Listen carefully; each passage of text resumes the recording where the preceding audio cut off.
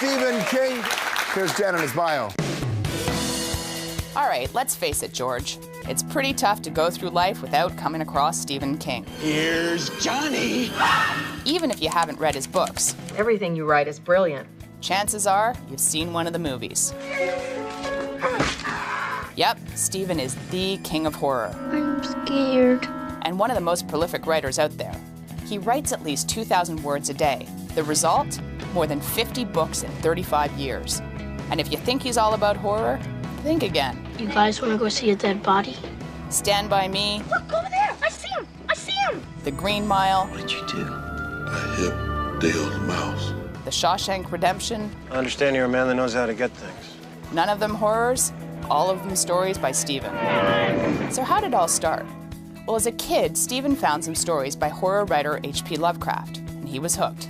He studied English at the University of Maine and ended up working as a laborer while writing on the side. Well, in 1974, it paid off. Carrie was published. 2 years later, Brian De Palma turned it into a movie, and Stephen was on his way. The Shining, It, The Stand, Pet Sematary, Misery, the list goes on. But 10 years ago, it almost ended. Stephen was hit by a van, and his recovery was so painful, he said he'd stop writing. But of course, he came back.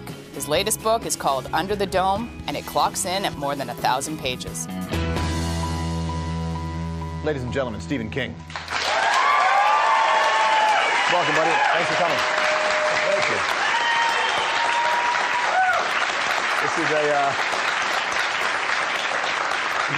This is Work that body, George. Work that body. Quite a masterpiece.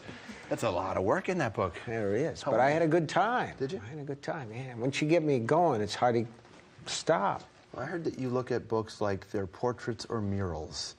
And this one's a mural. When you sit down to write a book, do you know how vast its universe is going to be when you settle into it? I knew this was going to be a big one. You can't always tell ahead of time if a book's going to be long or really long, but you can tell if it's going to be, you know, a project that's going to go on for a while. And this one I knew because it's about a town, and I wanted to make the town seem as real as I could. It's what Dickens does with London. You know, at the time that he wrote all those books, there were millions of people in London, but when you read a Dickens book, you feel like you know every one of them. And I wanted to do that here. Is it the kind? Well, this is not a new story for you, didn't the germ of this book start in the 70s? Yeah, it did. 1976, I tried it. I got about 75 pages in, and I said, this is too big. And it wasn't the characters, it was all the stuff. If you take a town and put it under a dome that's 47,000 feet high, you say, well, what are all the consequences going to be? What are the meteorological conditions going to be? Well, nobody could tell me. And I got a lot of answers in the intervening years for a lot of the stuff in there, but man, nobody still knows what would happen to the weather in a situation like that. And I even like that because one of the things I kind of wanted to talk about in the context of the story are all these concerns we have about the environment and global warming. And what really interests me is there are so many people who believe there is no such thing, that it's just all a myth. And then there are these other people who are sure it's going to happen. And at the bottom line, nobody exactly knows, but I mean, you listen to the weather and they don't know from day to day. I mean, if you pay attention to the weather guys, you're going to get wet sooner or later. Certainly. So you said in the 70s, the world under a dome. So were you mad at the Simpsons movie for putting Springfield under a dome? Let me tell you what happened. I never even saw that movie. So I tried this in 76, and I get less than 100 pages. And then in 1979, I was making a movie called Creepshow and living in a really grotty apartment building, and I tried it again and called it The Cannibals, and you know where that one was going. And finally I sat down in 77 or 78, and I worked for about 18 months straight, the pages piled up about this high. My sister-in-law came in the house, and she said, oh, I see you got a new book, what's it about? And I said, it's about a town under a dome. She says, oh, it's like the Simpsons movie. And I'm like, you know, I didn't have a clue. Decades in, and this is where you go. If I had known, I at least would have had somebody in the book shout it out, you know, say that this is like the Simpsons movie. Well, it actually is very referential to today. Yeah. I mean, there's a George W. Bush, Dick Cheney dynamic in here. There's a reference to Obama in a way. I mean, now, when you were writing this, Obama wasn't the president, so did you have to go back and rewrite it? No, actually, I had to rewrite a little bit because in the original draft, the president is referred to as her over and over again because I was convinced Hillary Clinton was going to win the Democratic nomination. And after 8 years of Bush, I think that they could have put Pogo the Clown up from the Democratic Party and he would have been elected because everybody was pretty tired of Bush. And one of the things that interested me, I don't want to tell a big political tale here, and I certainly don't want to bury anybody under my political ideas. I think people come for a story.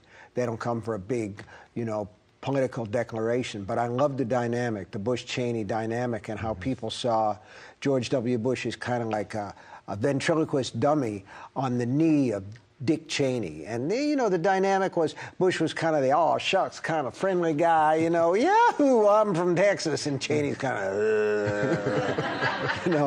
I mean, Cheney's the guy who shot somebody when he was hunting. So I thought... His friend, no less. His friend, no less. That's right. So what does he do to his enemies? Do you refer to him as Vader in here or something like that? Yeah, well, it isn't Cheney, it's Rennie, but there is a similarity between the two, yeah. Is it a different experience for you to be so plugged into what's actually happening today? Because when I read Tommyknockers, I can relate to some parts of the individuals, but the universe itself is just so, it's foreign. And here, the universe, even though it's under a dome, is not foreign. And I wondered for you, is there something about getting what's happening in the real world out? Because you watch a lot of news, don't you? Yeah, I do. I mean, it runs in our house most of the day. My wife is a total news junkie, and I'm like probably a 60 or 70% news junkie. And the actual kernel, the image that the book grew out of was a bunch of survivors who were under this dome, and they're starving, and they're freaked out by what's going on, and the pollution has made their atmosphere almost unbreathable. They're out of resources. And on the other side, there are all these TV cameras, CNN, Fox News. Everybody is out there with their cameras broadcasting this whole thing to the world. And there doesn't seem to be anything between them, but it's there, and you just, if you can't, and if you get too near it and you have a pacemaker, it explodes. But I love that image, and I love the idea of we've become such disaster junkies in our society, You turn on the news, and it isn't just news anymore. It's breaking news. It's the big story. It's like everything's got to be the end of the world. And for these people, this really is. When you listen to a musician, you listen to their song when they release it and they tour it, you get an impression of it. And then 3 or 4 years later, that musician can listen back to that song and they can see parts of their personality in that song that they didn't see before. Are your books like that? Will you write a character and then years later look at it and go, wow, that's a metaphor for something that I didn't know at the time? Yeah. I can remember writing The Shining about this dry drunk Jack Torrance and thinking to myself, boy, I'm glad I'm not that guy. I drink a lot, but I don't drink that much. I'm not that bad. And then coming back to it years later after sobering up and saying, I was that guy. Yeah. Because there's whatever your subconscious is, it keeps sending out those messages. And, Annie Wilkes, the nurse in Misery, was that also you? No, I was the guy stuck in the bed. We see, but I thought that, but then I heard maybe that wasn't it. Maybe there were other relations you had to Annie Wilkes. Maybe she represented something else to you. Well, no, I think that all Annie Wilkes represented to me were the people who just, they go beyond the edge of being fans, and they get into something that's a little bit crazy. If I was thinking about anything, I was thinking about how Mark David Chapman, that shot John Lennon, called himself his biggest fan, and earlier that day he'd approached Lennon, and Lennon signed an album cover for him. So what goes on in my life shows up in my fiction. We were talking about bikes, and you rode a motorcycle across America, twice across Australia? Twice across Australia, once across America. But I'm a bike guy, and back in the 70s, I had a little 500cc Honda, and I had some problems with it. And this guy said, well, take it to this farmer out there. He knows what he's doing. He'll fix it up for you. And I went out there on my bike, and I got as far as his driveway, and the bike died. And his St. Bernard dog came out, and the dog's going, argh. And the guy comes out, and he says to me, oh, don't worry about Buster or something. He does that to everyone. And I went down, and the dog went for me. You know, the foam is coming out of his jaws, and the guy had an adjustable socket wrench, and he just went whack on the dog's hindquarters like that. He said, he must just not like your face. And that's Cujo. That's where Cujo came from. That's what year was the bike? I don't remember. I think probably a 74, nice. 75. I used to have a 73, the 500. They're beautiful bikes. Nice, yeah. They last a long time. That one anymore. But Honda, you know, you don't want to drive a Honda, do you? No, you're driving a Harley, let's just say.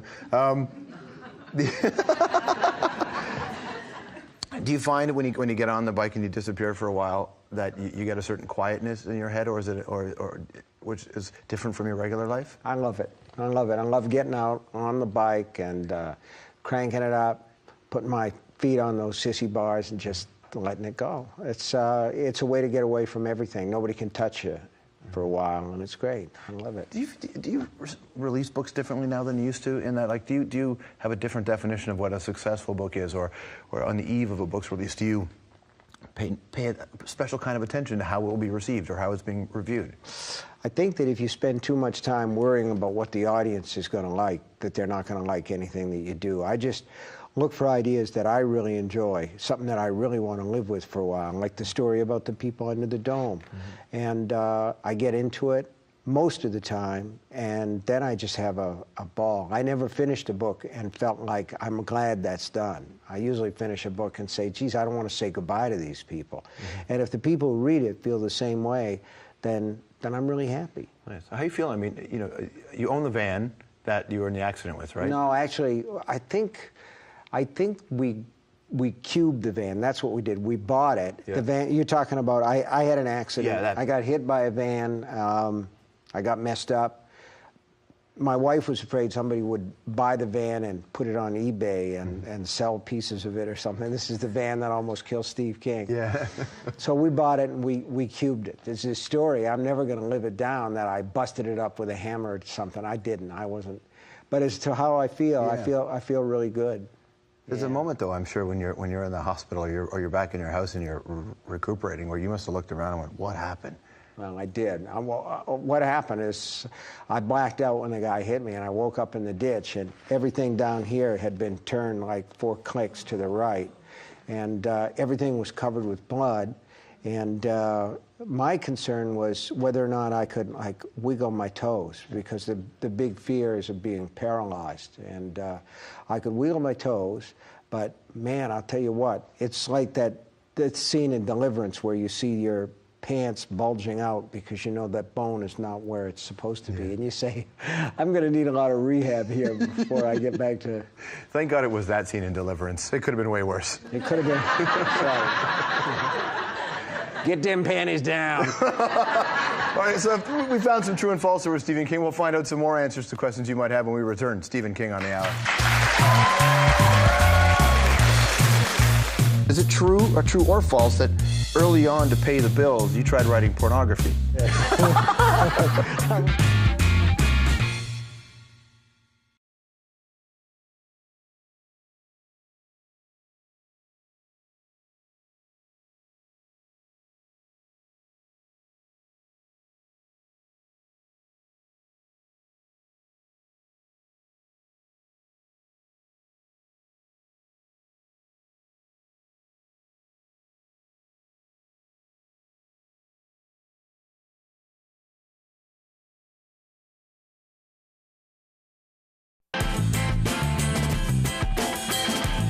We have Stephen King coming up on the show. He's going to sit in that chair in a little while. He's a great guy. He is. Is there anything, a little insight we can get? Yeah, I asked him about his guitar, how he learned how to play guitar. I asked him also about a fan who lit her fingernails on fire one time in the audience, and one of the other guys in the band leaned in and said, I don't ever want to be that famous. Because that's the kind of fans that Stephen gets.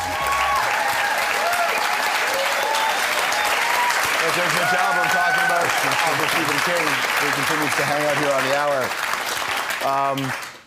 She lit her fingernails on fire? That's got to be pleasant. That was spooky, man. I don't know what she had on the fingernails, and I didn't see it at first. And Dave Barry's playing lead guitar, and he's like this with the elbow, and then he's like this. And this girl's down there. And there's flames just spouting up from him. That was a night. I can imagine. But I mean, that's the rock and roll lifestyle. George. Well, he said to ask you about the guitar. Tell me about the guitar. Well, I don't know what that story is about the guitar, but I got it when we originally played. If this is what Mitch is talking Some about. of the spiders, he said. Oh my God, yeah, the spider guitar. That was a Farrington, and Dave Barry was teaching me how to play bar chords. And I says, now, is the A the third spider or the fourth spider? Because it had these inlaid spiders on this. Maybe you had to be there. No, I don't know. But isn't that funny, though? Everybody thinks for you to get your head wrapped around anything, it has to have spiders on it, or skulls, or something freaky.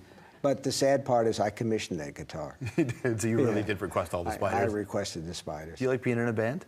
Yeah, I wish I could play a little better, but the joke about the Remainers, you know, Dave Barry likes to say that we play guitar better than Metallica writes books, but I'm not sure that's exactly true. I tell people we get down, just not that far. But, yeah, exactly. That rock and roll lifestyle, it's good, yeah. I can imagine. All right, so you mentioned the one thing about the van that was a true or false story. I had a couple questions I wanted to ask you that are rumors out there that I need to just... We're going to put them to rest. Right here.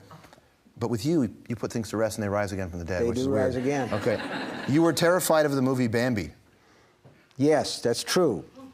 What scared you about that? The fire, you know, and also, doesn't Bambi's mother and father both get killed before that movie's over? What I remember most is Bambi's mother saying, "Man has been in the woods," and I'm thinking, that's us. All right, true or false, the pen name Richard Bachman, when you wrote under the name Richard Bachman, was partly inspired by the Taking Care of Business song by BTO. Yeah, that was on the pen name was supposed to be Guy Pillsbury, because that was my grandfather's name. And it got out because they registered the copyright in the name of Stephen King, and Guy Pillsbury was on there. And they called me up, and it's like, gotta go. We gotta change the name. We gotta have something right now. And I said Richard because I was reading a novel by Richard Stark, and Bachman because Bachman Turner Overdrive was on the stereo. When you got busted for Richard Bachman, is it because you were busted for plagiarizing Stephen King, plagiarizing yourself? Well, I did a book called Thinner as Bachman, and people said, geez, this is just like, this guy's ripping off Stephen King. And I just kind of, like that, keep my mouth shut. But eventually the news got out that it was me. I don't even know how. But there was even an author photograph of some dude on the back of that book to try to throw things off further. It was an Allstate tire salesman from Minneapolis. But he had a good look for a writer, you know. Nice. He did. Is it true or false that early on to pay the bills, you tried writing pornography? I tried, but I couldn't do it with a straight face. You know, I got to the part about the twins in the bird bath, and that was it.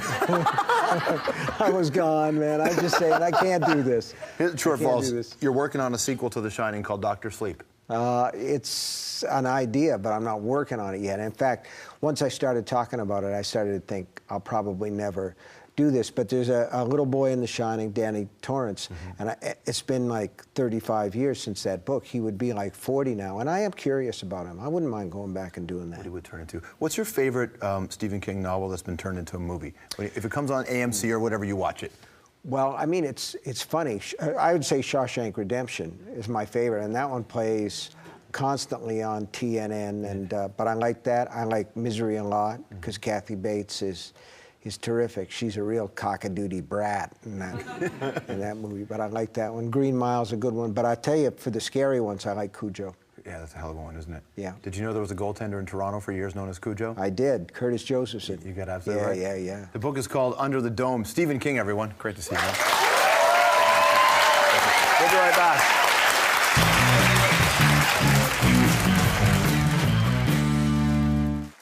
His book, you feel like you know every one of them, and I wanted to do that here. Is it the kind? Well, this is not a new story for you, didn't the germ of this book start in the 70s? Yeah, it did. 1976, I tried it. I got about 75 pages in, and I said, this is too big. It wasn't the characters, it was all the stuff. If you take a town and put it under a dome that's 47,000 feet high, you say, well, what are all the consequences going to be? What are the meteorological conditions going to be? Well, nobody could tell me. And I got a lot of answers in the intervening years for a lot of the stuff in there, but man, nobody still knows what would happen to the weather in a situation like that. And I even like that because one of the... All right, there he is, Stephen King. Here's Jen in his bio. All right, let's face it, George. It's pretty tough to go through life without coming across Stephen King. Here's Johnny. Even if you haven't read his books, Everything you write is brilliant. chances are you've seen one of the movies. Yep, Stephen is the king of horror. I'm scared. And one of the most prolific writers out there. He writes at least 2,000 words a day. The result? More than 50 books in 35 years. And if you think he's all about horror, think again. You guys want to go see a dead body? Stand By Me, the list goes on. But 10 years ago, it almost ended. Stephen was hit by a van, and his recovery was so painful, he said he'd stop writing. But of course, he came back. His latest book is called Under the Dome, and it clocks in at more than 1,000 pages. Ladies and gentlemen, Stephen King. Welcome, buddy. Thanks for coming. Thank you.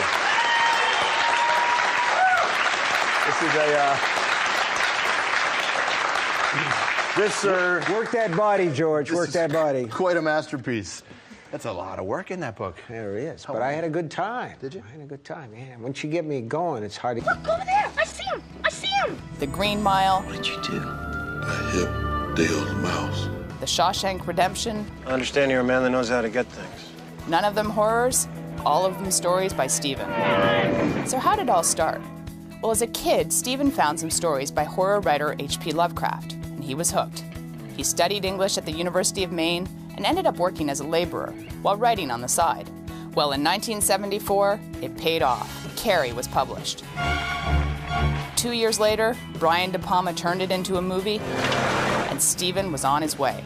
The Shining, It, The Stand, Pet Sematary, Misery. Stop. I heard that you look at books like they're portraits or murals, and this one's a mural. When you sit down to write a book, do you know how vast its universe is going to be when you settle into it? I knew this was going to be a big one. You can't always tell ahead of time if a book's going to be long or really long, but you can tell if it's going to be, you know, a project that's going to go on for a while. And this one I knew because it's about a town, and I wanted to make the town seem as real as I could. It's what Dickens does with London. You know, at the time that he wrote all those books, there were millions of people in London, but when you read a Dickens